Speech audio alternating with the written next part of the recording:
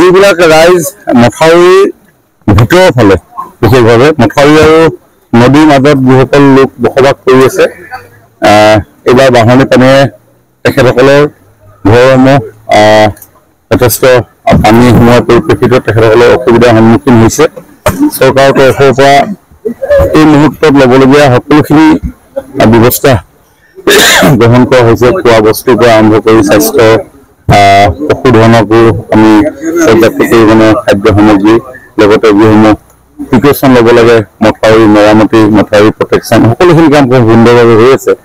আৰু আমাৰ সমষ্টিৰ 2-4খন গাঁও নদী আৰু মথাউৰিৰ মাজত অৱস্থিত। তেওঁলোকৰ ঘৰতো পানী সোমাইছে। ৰন্ধা বঢ়া কৰিবৰ কাৰণে অলপ অসুবিধা হৈ আছে। গতিকে আমাৰ সকলো দলীয় কাৰ্যকৰ্তাই বাহিৰতে ৰন্ধা বঢ়া কৰি তেখেতসকলক খোৱাৰ ব্যৱস্থা আৰম্ভ কৰিছে। কিবা ঠাইতো প্ৰায় 8-9 ঠাইত তেনেধৰণৰ আয়োজন কৰিছে। আৰু আজি আমি ভৰালি বাৰী কলিতা গাঁৱলৈ আমি ৰান্ধি বাঢ়ি ৰাইজৰ ওচৰলৈ লৈ যাবৰ কাৰণে সকলো সমবেত হৈছে। এইকেইখন গাঁও প্ৰত্যেক বছৰে বাঢ়নী পানীয়ে এই গাঁওসমূহ জনসাধাৰণক অলপ অসুবিধাত পেলায়। কাৰণ তেওঁলোক মথাউৰি আৰু নদীৰ মাজত তেওঁলোক আছে। গতিকে নদী উফন্দি হোৱাৰ লগে লগে তেওঁলোকৰ ঘৰলৈ পানীবিলাক সোমাই যায়।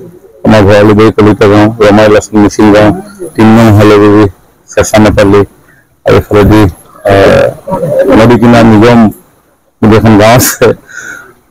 আৰু এইফালেদি এটা ৰিং বান্ধ এটা ছিঙি যোৱাৰ কাৰণে আৰু কাৱৈ মাৰি এইফালেদি পানী সোমাই অহাৰ কাৰণে আমাৰ চেৰেপাখাটি আৰু চেনিমাৰী এই 2খন গাঁও অলপ প্লাবিত হৈছে।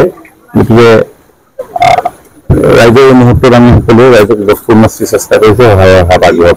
আহ্বান এটা জনাই আছে বিকল্প ব্যৱস্থা নাই। তেনেকুৱা আহ্বান মই এৰি পিনে ক'ৰবাত যাবলৈ পোৱা নাই।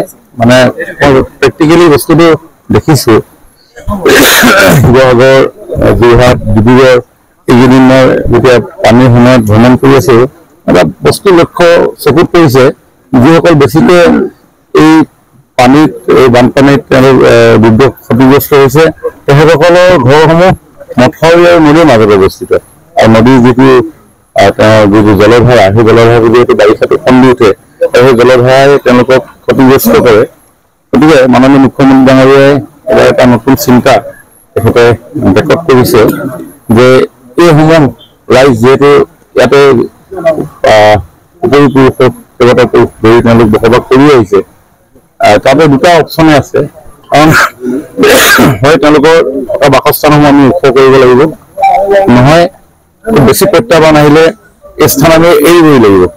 বিকল্প একো নাই। কথাটো মই শুনিবৰ কাৰণে এই মুহূৰ্তত অসুবিধা হ'ব, শুনিবৰ কাৰণে দিগদাৰ হ'ব পাৰে।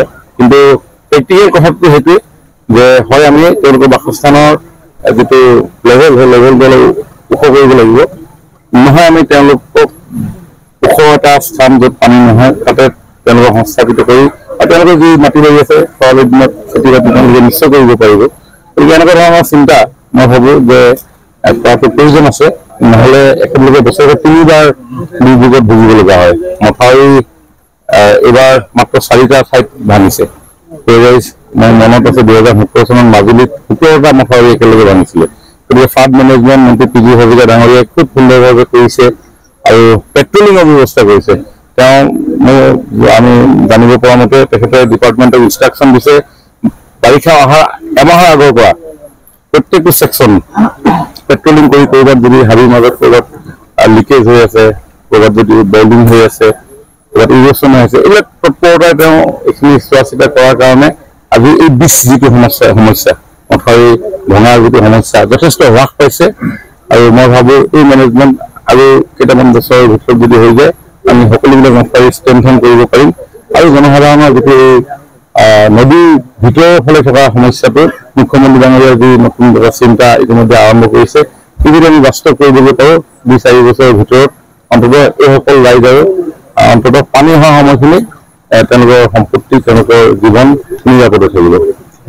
যিকোনো খবৰৰ বাবে যোগাযোগ কৰক আমাৰ এই নম্বৰত 7099017330 আৰু 7099017110।